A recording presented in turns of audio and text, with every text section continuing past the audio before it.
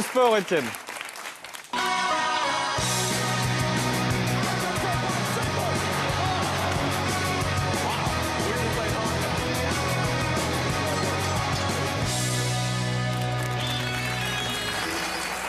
Foot. Ouais, comme chaque vendredi, on prend des nouvelles de nos entraîneurs de Ligue 1. Alors c'était vraiment une super semaine, tout le monde avait l'air ravi. Je suis très heureux. On est content. Et je suis très, très satisfait. Je suis heureux. Nous sommes heureuses. Cette semaine, ils ont pris des précautions. Il faut qu'on soit très très prudent sur ce qu'on dit et sur ce qu'on fait. Ils avaient tellement peur de dire des bêtises qu'ils sont restés très basiques. Dans le foot, le plus dur, c'est de marquer. 5 joueurs qui... C'est la moitié d'une équipe.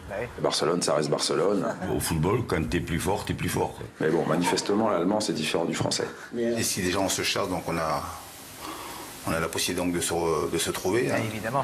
Bon, finalement, ils ont quand même fini par se lâcher un peu. Voilà, il avait très envie, ça s'est vu. Après, c'est un autre calibre, hein. On va le prendre. C'est quand même très serré.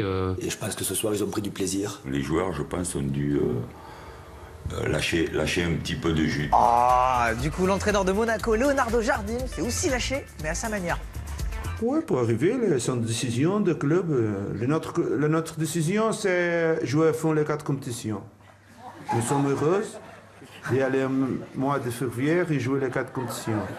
Mais ça va fatiguer l'équipe. Et comme d'habitude, on prend aussi des nouvelles de notre chouchou Pascal Duprat, l'entraîneur de Toulouse. On fait donc un point la semaine à Pascal. Alors cette semaine, le Football Club de Toulouse fêtait ses 80 ans et pour l'occasion, Pascal avait mis une jolie écharpe pour se la jouer un peu artiste. Le football, de tous les temps, se conjugue au présent. Très belle phrase. Un artiste qui fait de très belles phrases, mais qui a surtout des fiches Bristol. J'ai encore 24 heures pour faire des choix. Voilà, j'ai une tendance, la possibilité de créer l'exploit, et puis aussi être rassuré par l'investissement de chacun. C'est plus facile. Il est aussi passé sur France 3, et on pense qu'à force de jouer à Question pour un champion, ils sont de plus en plus indulgents avec lui. Pour 2 points, quel fruit d'une espèce de piment doux utilisé comme légume pouvant être... J'en sais rien. Oui, c'est ça. Vous êtes venu sans fouiller dans mes questions, c'est pas possible. Mes parents m'ont doté d'un minimum d'intelligence. Donc voilà, mon cerveau, je le fais marcher. En pâtisserie, quelle pâte sèche, légère, également appelée pâte à... Je peux pas vous dire, c'est difficile pour moi de répondre à cette question. Oh oui. Il est d'une rapidité.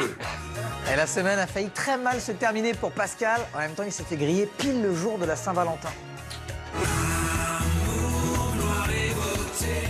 C'est Stéphie. Qui? Je suis au courant qu'elle est venue ici. Voilà.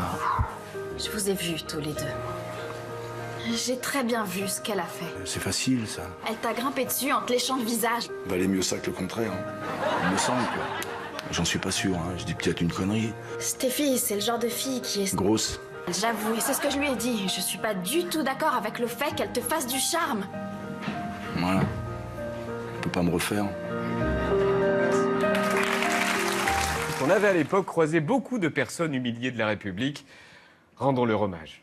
En tout chemin, en tout lieu, il ne parle que du bon Dieu, il ne parle que du bon Dieu.